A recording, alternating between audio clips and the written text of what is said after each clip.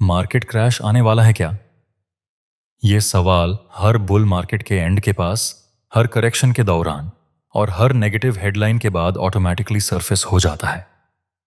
News channels, social media posts और WhatsApp forwards इस question को और ज़्यादा एम्पलीफाई कर देते हैं। कभी इंटरेस्ट रेट्स का दर, कभी जियोपॉलिटिकल टेंशन, कभी वैल्यूएशन का अलार्म और कभी ग्लोबल मार्केट्स का प्रेशर। हर चीज को क्रैश सिग्नल के रूप में प्रेजेंट किया जाता है। लेकिन स्टॉक मार्केट हिस्ट्री हमें एक ही बात बार बार सिखाती है। मार्केट क्रैश हेडलाइंस से पहले नहीं, एक्सपेक्टेशंस और लिक्विडिटी के चेंज से आता है। इस वीडियो का पर्पस आपको डराना नहीं है, बल्कि मार्केट क्रैश के कॉन्सेप्ट को डेटा, लॉजिक और स्ट्रैटेजी के लेंस से समझाना है। सबसे पहले हमें ये समझना जरूरी है कि क्रैश का मतलब क्या होता है। मार्केट में हर गिरावट क्रैश नहीं होती। 5-10% करेक्शन मार्केट के लिए नॉर्मल होती है। 10-20% की गिरावट को करेक्शन या बेयर फेज कहा जाता है। जब गिरावट सडन, डीप और पैनिक ड्रिवन होती है, तब यूज क्रैश कहते हैं।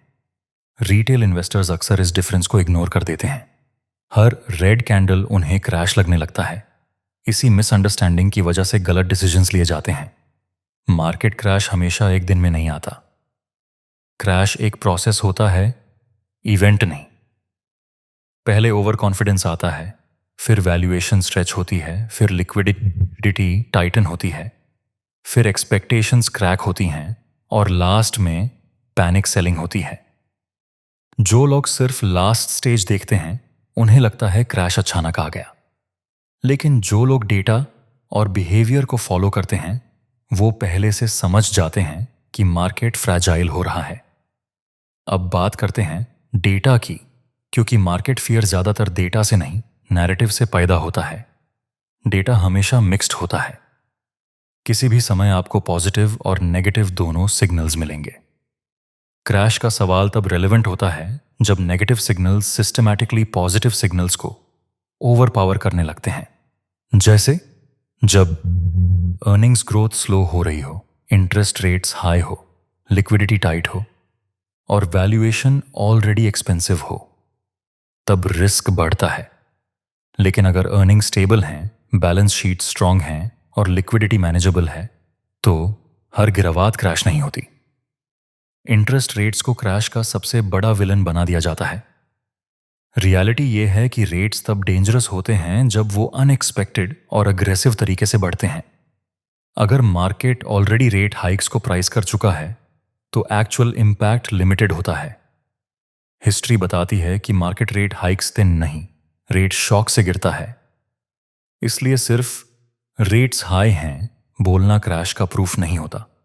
वैल्यूएशन भी एक पॉपुलर फियर टूल है। मार्केट बहुत महंगा हो गया है, ये लाइन हर बुल फेज में सुनाई देती है, लेकिन वैल्यूएशन अपने आप में क्रैश ट्रिगर नहीं होता। वैल्यूएशन एक ग्रेविटी जैसा काम करता है। वो फ्यूचर रिटर्न्स को लिमिट करता है, लेकिन टूर एंड क्रैश कॉज नहीं करता जब तक अर्निंग्स और लिक्विडिटी दोनों एक साथ डिसअपॉइंट ना करें। मार्केट का सबसे डेंजरस फेज तब होता है जब वैल्यूएशन हाई हो और अर्निंग्स एक्सपेक्टेशंस अनरियलिस्टिक हो जाएं। लिक्विडिटी मार्केट का ऑक्सीजन होती है। जब लिक्विडिटी अबंडेंट होती है, टू मार्केट नेगेटिव न्यूज को भी एब्जॉर्ब कर लेता है। जब लिक्विडिटी ड्राई होने लगती है, तो छोटी सी नेगेटिव न्यूज भी बिग फॉल ला सकती है। क्रैश का रिस्क तब ज्यादा होता है जब लिक्विडिटी क्वाइटली विदड्रॉ हो रही होती है और इन्वेस्टर्स अभी भी ऑप्टिमिस्टिक होते हैं। पैनिक तब आता है जब ऑप्टिमिज्म टूटने लगता है। अब एक बहुत इंपॉर्टेंट पॉइंट, मीडिया का रोल।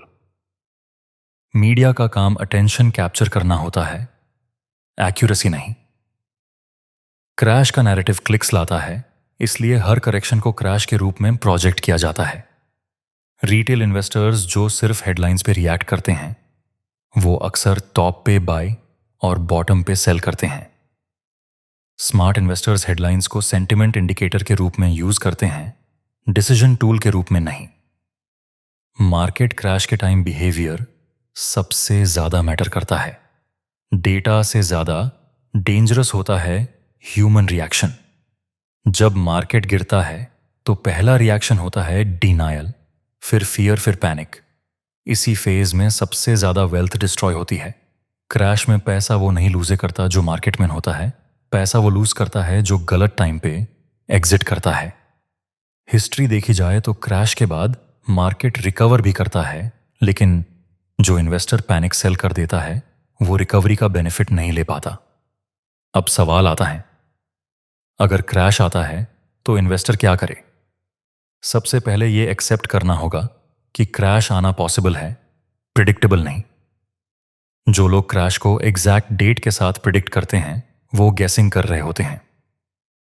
स्ट्रैटेजी प्रिडिक्शन पर नहीं, प्रिपरेशन पर बेस्ड होनी चाहिए।